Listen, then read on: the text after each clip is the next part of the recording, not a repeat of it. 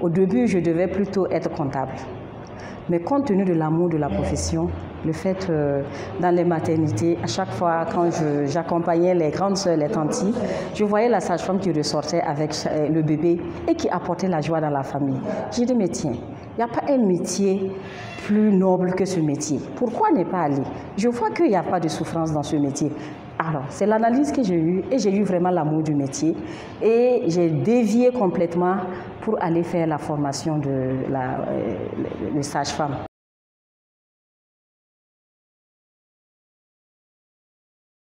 Et les difficultés majeures, même dans l'exercice de notre fonction là, il faut dire que nous prenons des gardes. Et prendre des gardes sous-entend qu'il faut laisser la famille, aller rester toute une nuit dans l'hôpital, descendre. Il faut attendre encore se rassembler, ce qu'on appelle le staff, vers le staff, avant de rentrer à la maison, ce qui n'est pas évident. Et les sages-femmes doivent être des conseillères et des psychologues. Et cela est vraiment une difficulté, ce qui veut dire que nous réglons des difficultés des foyers. Et nous devons en tout cas être déterminés et comprendre ce qui n'est pas encore bien compris par toutes les sages-femmes. Voilà.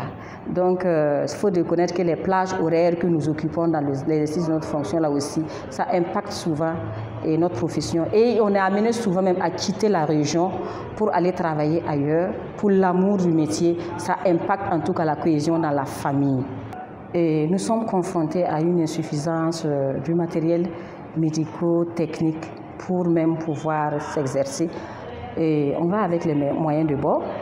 Et il faut reconnaître aussi que nous n'avons pas encore atteint les ratios. Donc, ce qui veut dire que souvent, nous sommes confrontés à des charges énormes plus élevées.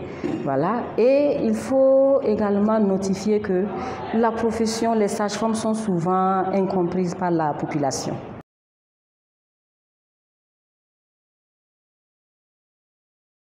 La particularité de la journée mondiale de la sage-femme, il faut dire que si on fait allusion au thème, qui est à nouveau ensemble de l'évidence à la réalité. Cela veut dire qu'il y a eu des données probantes en 2021 sur la situation des sages-femmes et à travers ces données probantes, compte tenu qu'on ne pouvait pas en tout cas se rassembler, alors c'est l'opportunité de revoir comment est-ce qu'à travers ces données probantes-là, quelles sont les actions à mener pour réellement redorer en tout cas cette profession sage-femme-là. Mais nous avons contextualisé ça à notre niveau parce que nous utilisons en tout cas ce thème-là pour dire qu'à nouveau, ça serait une relance pour nous, pour la cohésion même au sein de la profession sage-femme.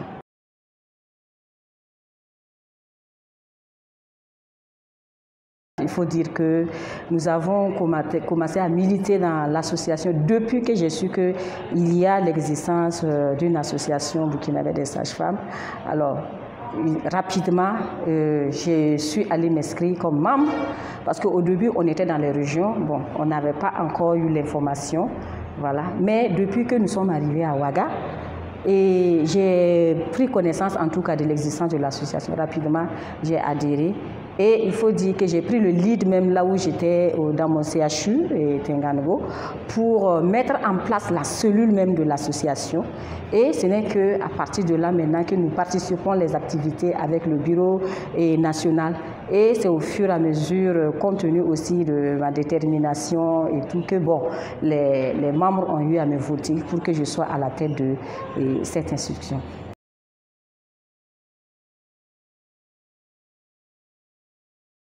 Tout d'abord, nous accompagnons en tout cas les directives aussi, les PNP du ministère, pour dire que nous voulons que chaque femme ait accès aux soins d'une sage-femme. C'est notre combat général. Donc, c'est lutter contre la mortalité maternelle et infantile. Également, nous travaillons à la réunification des sages-femmes, qu'il y ait une bonne cohésion encore au sein de la famille.